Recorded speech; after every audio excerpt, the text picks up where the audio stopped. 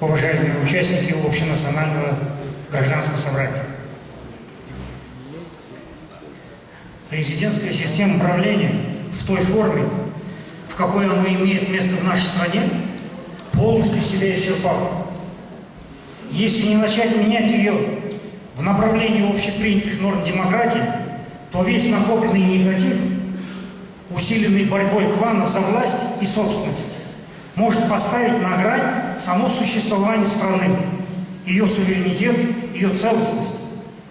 Социально-экономическая ситуация, доведенная до критического состояния, может обрести необратимый характер. Превращение власти в разновидность частнопланового бизнеса, сращивание государственного руководства с финансовыми и экспортно-добывающими олигархиями, насаждение идеологии и практики обогащения любой ценой поставило казахстанскую экономику в полную внешнюю зависимость, заблокировало национальное, индустриальное и социальное развитие. Итоги такого управления печальны.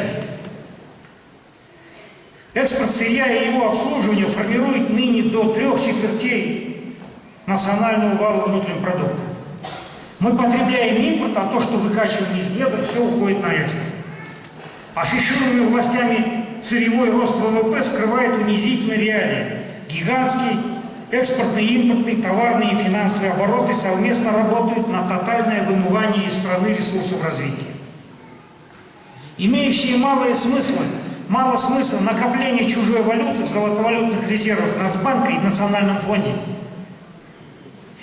неуклонно отстает от наращивания внешней долговой зависимости всей экономики. К началу 2012 года валютный запас менее 80 миллиардов против более 100 миллиардов долларов долга. Вывоз доходов на иностранные инвестиции еще в середине тучных лет превысил поступление новых. В чем же тогда смысл инвестиций? Банки второго уровня превратились просто в перепродавцов зарубежных кредитов и займов. Удвоенная и утроенная стоимость денег в стране блокировала развитие несырьевых направлений. Активно работает на рост цен, породила проблему невозвратных кредитов, по которой мы сегодня впереди планеты всей. Поглощающие громадные вложения программы ФИИР и дорожная карта бизнеса не достигли своих поставленных целей и в реальности представляют из себя суррогатную замену заблокированного неплатежами частного банковского кредитования. Что же до надежд действительно повысить индустриальное качество экономики, то большинство прорывных проектов пустые и не дают результата. Немногие же, типа отверточных автомобильных сборок, имеют скорее политический, демонстрационный характер. Да и качество ниже не бывает. Еще один из примеров – это неспособность нашей нефтяной страны за все годы независимости полноценно обеспечить свой рынок собственным горючим смазочным материалом. К этому стоит добавить, что работающая на внешнем рынке сырьевая экономика Казахстана сама по себе является не столько национальной, сколько внешней, по всем системообразующим своим показателям. Так, собственность и управление в нефтедобыче, черной цветной металлургии в основном иностранные, инвестирование и кредитование иностранные практически полностью. При этом некоторая доля национальных и частных казахских компаний принципиально ничего не меняет, поскольку сугубо внешняя ориентация сырьедобывающего блока определяется не столько иностранной собственностью и финансированием, сколько целенаправленной государственной, таможенной, фискальной, тарифной, социальной и прочей политикой, комплексно обеспечивающей именно внешний интерес на вывоз. В этом смысле и, собственно, правящая система Казахстана на всем верхнем своем этаже является национальной лишь преимущественно по этническому составу. Тогда как по своему внутреннему содержанию наша власть осуществляет именно внешнее управление территорией, ресурсами и населением Казахстана по всем системообразующим показателям такого внешнего управления. Включая и то известное положение, что лица из высшего государственного эшелона непосредственно аффилированы с экспортно-сырьевым бизнесом. Основные свои доходы они откладывают за границей, имеют там недвижимость и запасное гражданство. Скопированные у развитых стран институты представительной и судебной власти несут декоративно обслуживающую функцию. Реальная власть принадлежит около президентским, административным, финансовым и экспортно-сырьевым кланам, тройболистской олигархической природы. Правоохранительная система и судопроизводство, фискальные и контролирующие органы являются собой подразделения, отрабатывающие коммерческие и политические заказы.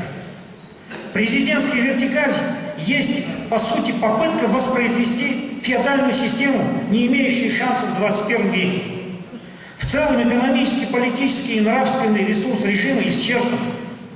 На самом деле у бессменного президента реально осталась только одна историческая задача – обеспечить устойчивость управления государством во время собственного ухода, что по факту организованной им самим незаменимости в собственной системе объективно требует обстоятельной предварительной подготовки. Поэтому тот факт, что президент всячески уходит от этой своей заключительной обязанности, более всего свидетельствует об исчерпанности исторического ресурса режима. Исчерпанность казахстанского режима накладывается на завершение исторического цикла однополярной долларовой глобализации. Мир начал кризисный переход в многополярный блоковый формат, и предстоящие 10-15 лет несут громадные перемены мировой экономики, геополитики, идеологии. Наступают времена повышенной нестабильности, новых рисков и вызовов. Развивающемуся Казахстану в силу недоразвитости политической, а потому и экономической системы предстоит неприятная трансформация. Стать сырьевой и монетарной колонией уже не продвинутых США и Европы, а стран более близких и менее развитых. С одной стороны это Китай, с другой стороны Россия, такая же развивающаяся, как и мы.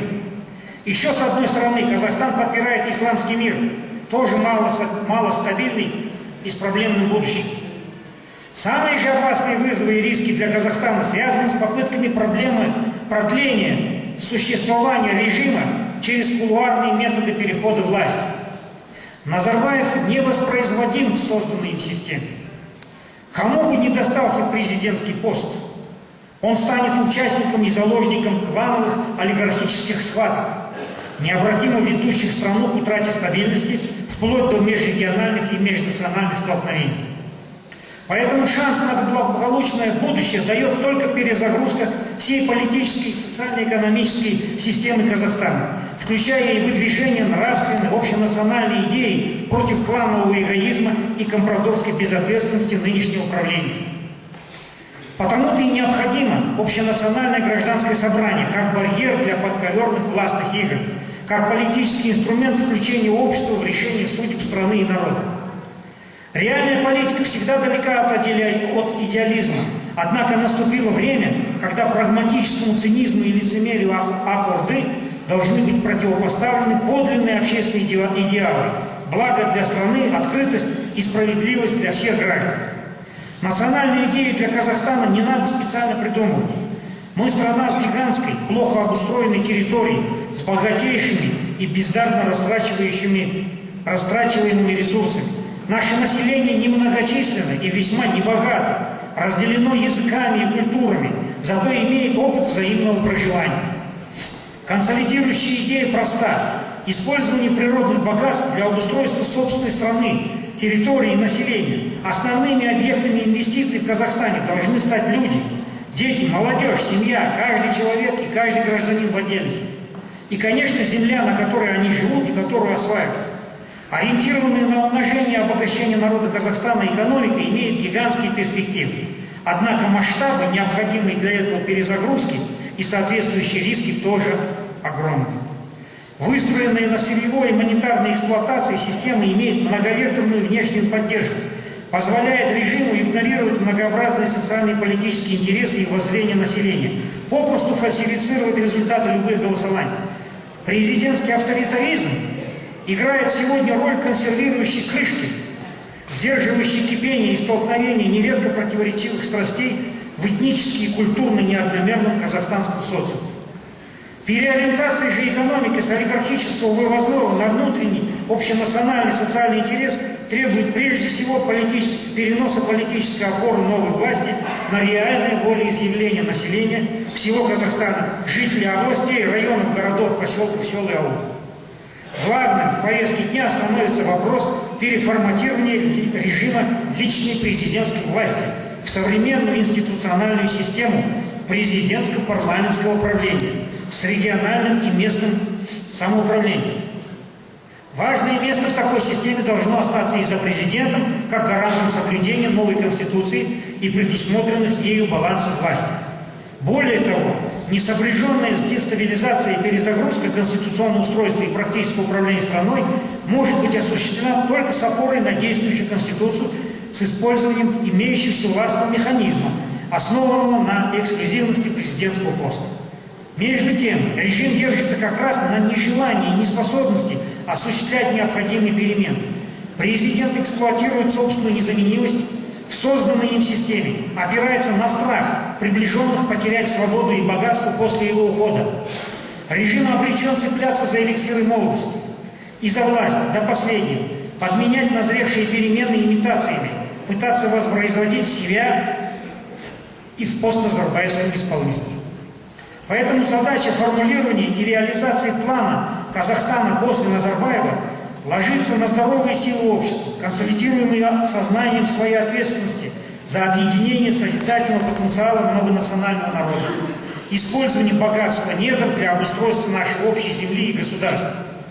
Поскольку же план «Казахстан после Назарбаева» принципиально ориентирован на реализацию в правовом поле, через легитимный приход к власти в результате выборов, речь идет об упаковке этого плана в сдвоенную избирательную программу политической партии, борющейся за парламентское большинство, и программы кандидатов в президенты.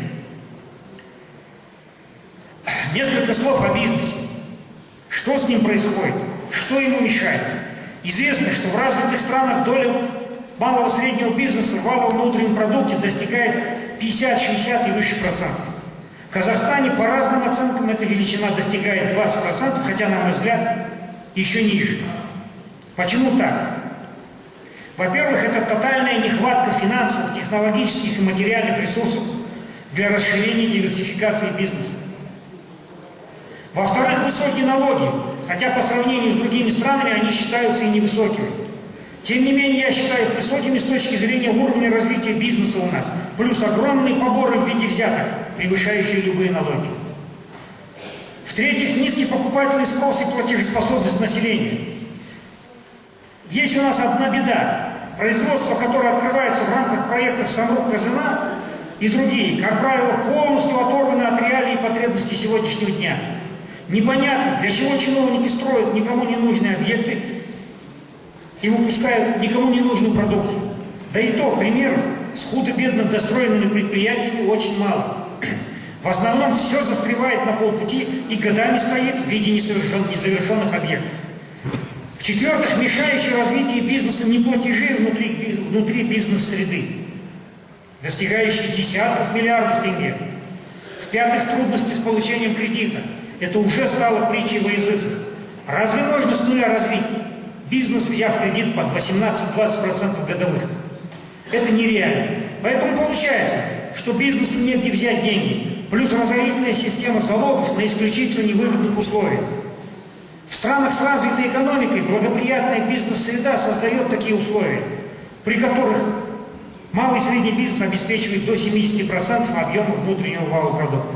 Этот показатель нашей экономики ниже 20 и продолжает падать. Нынешнее состояние бизнеса показывает, что производства у нас практически нет, а сектор деятельности бизнеса ограничен уровнем торговли и сферы услуг.